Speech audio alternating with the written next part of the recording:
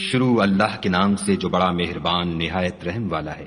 اے محمد صلی اللہ علیہ وآلہ وسلم، جو کپڑا لپیٹے پڑے ہو اٹھو اور ہدایت کر دو، اور اپنے پروردگار کی بڑائی کرو، اور اپنے کپڑوں کو پاک رکھو اور ناپاکی سے دور رہو، اور اس نیت سے احسان نہ کرو کہ اس سے زیادہ کے طالب ہو، اور اپنے پروردگار کے لیے صبر کرو۔ جب سور پھونکا جائے گا وہ دن مشکل کا دن ہوگا، یعنی کافروں پر آسان نہ ہوگا۔ ہمیں اس شخص سے سمجھ لینے دو جس کو ہم نے اکیلا پیدا کیا اور مال کثیر دیا، اور ہر وقت اس کے پاس حاضر رہنے والے بیٹے دیے، اور ہر طرح کے سامان میں وسعت دی۔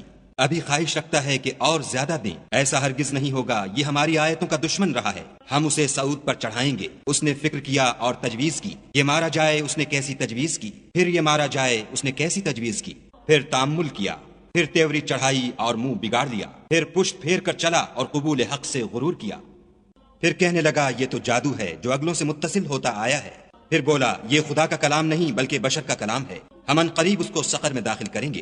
اور تم کیا سمجھے کہ سقر کیا ہے؟ وہ آگ ہے کہ نہ باقی رکھے گی اور نہ چھوڑے گی، اور بدن کو جھلس کر سیاہ کر دے گی۔ اس پر 19 داروغہ ہیں، اور ہم نے دوزخ کے داروغہ فرشتے بنائے ہیں، اور ان کا شمار کافروں کی آزمائش کے لیے مقرر کیا ہے، اور اس لیے کہ اہل کتاب یقین کریں اور مومنوں کا ایمان اور زیادہ ہو، اور اہل کتاب اور مومن شک نہ لائیں، اور اس لیے کہ جن لوگوں کے دلوں میں نفاق کا مرض ہے اور جو کافر ہیں کہیں کہ اس مثال کے بیان کرنے سے خدا کا مقصود کیا ہے۔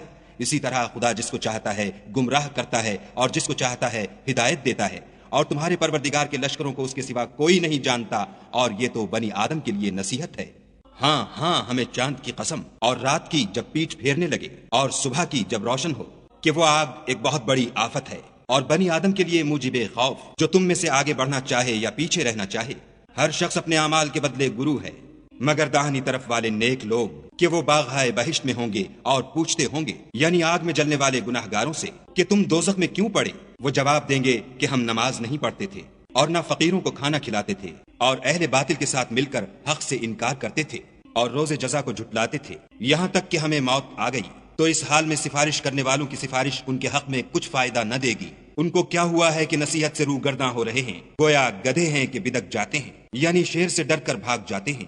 اصل یہ ہے کہ ان میں سے ہر شخص یہ چاہتا ہے کہ اس کے پاس کھلی ہوئی کتاب آئے، ایسا ہرگز نہیں ہوگا۔ حقیقت یہ ہے کہ ان کو آخرت کا خوف ہی نہیں، کچھ شک نہیں کہ یہ نصیحت ہے۔ تو جو چاہے اسے یاد رکھے، اور یاد بھی تبھی رکھیں گے جب خدا چاہے، وہی ڈرنے کے لائق اور بخشش کا مالک ہے۔